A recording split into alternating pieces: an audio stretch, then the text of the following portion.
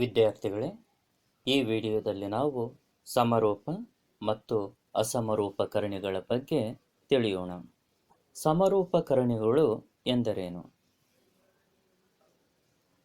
ಸರಳ ರೂಪದಲ್ಲಿ ಒಂದೇ ಕ್ರಮ ಮತ್ತು ಒಂದೇ ಕರಣೀಯವನ್ನು ಹೊಂದಿರುವ ಕರಣಿಗಳನ್ನು ಸಮರೂಪಕರಣಿಗಳು ಎನ್ನುತ್ತೇವೆ. ವಿದ್ಯಾರ್ಥಿಗಳೇ, ಈ ಪಟ್ಟಿಯನ್ನು ಗಮನಿಸಿ. ಕ್ರಮ ಸಂಖ್ಯೆ 1ರಲ್ಲಿ ಕರಣಿ √3 ಇದೆ. ಇದರ ಸರಳ ರೂಪ √3. ಕ್ರಮ 2 ಕರಣೀಯ 3 ಆಗಿದೆ.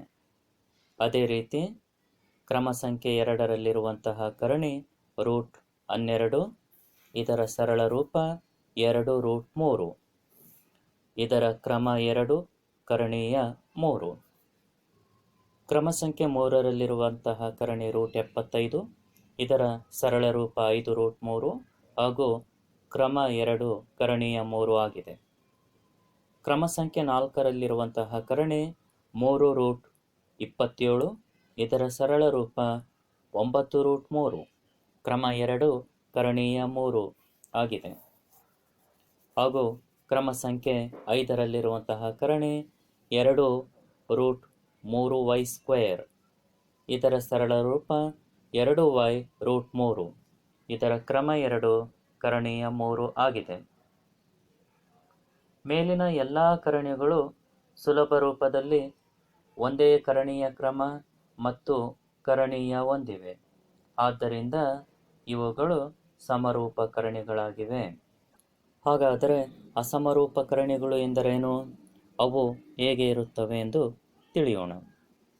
ಸರಳ ರೂಪದಲ್ಲಿ ಬೇರೆ ಬೇರೆ ಕ್ರಮ ಅಥವಾ ಬೇರೆ ಬೇರೆ ಕರಣೀಯ ಅಥವಾ ಕ್ರಮ ಮತ್ತು ಕರಣೀಯ ಎರಡೂ ಬೇರೆ ಬೇರೆಯಾಗಿರುವ ಕರಣಿಗಳ ಗುಂಪನ್ನು ಅಸಮರೂಪಕರಣಿಗಳು ಎನ್ನುತ್ತೇವೆ.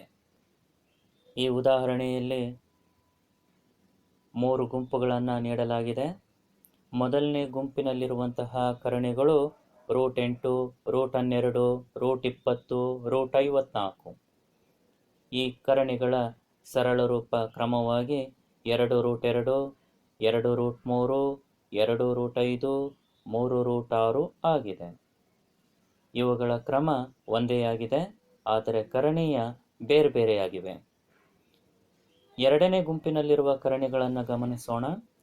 √50, ³ √54, 4√32. ಇವುಗಳ ಸರಳ ರೂಪ ಕ್ರಮವಾಗಿ 5√2, 3³ √2, 2 4√2 ಆಗಿವೆ. ಇವುಗಳ ಕ್ರಮಗಳು ಬೇರೆ ಬೇರೆಯಾಗಿದ್ದು ಕರಣೀಯ ಒಂದೇ ಆಗಿವೆ.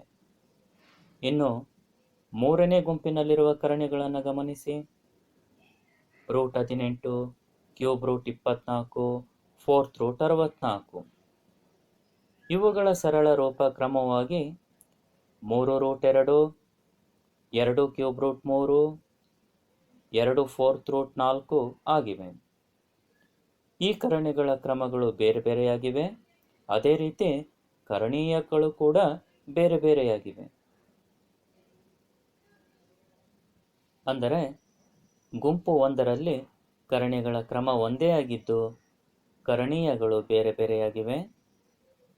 ಗುಂಪು 2ರಲ್ಲಿ ಕರಣಿಗಳ ಕ್ರಮ ಬೇರೆ ಬೇರೆಯಾಗಿದ್ದು ಕರಣೀಯಗಳು ಒಂದೇ ಆಗಿವೆ. ಗುಂಪು 3ರಲ್ಲಿ ಕರಣಿಗಳ ಕ್ರಮ ಮತ್ತು ಕರಣೀಯಗಳು ಬೇರೆ ಬೇರೆಯಾಗಿವೆ. ಆದ್ದರಿಂದ ಇವೆಲ್ಲವೂ ಅಸಮರೂಪಕರಣಿಗಳಾಗಿವೆ. ಇದುವರೆಗೂ ನಾವು ಸಮರೂಪ ಮತ್ತು ಅಸಮರೂಪಕರಣಿಗಳ ಬಗ್ಗೆ ತಿಳಿದುಕೊಂಡೆವು. ಮುಂದಿನ ವಿಡಿಯೋದಲ್ಲಿ ದ್ವಿಪದ ಕರಣಿಗಳ ಬಗ್ಗೆ ತಿಳಿಯೋಣ.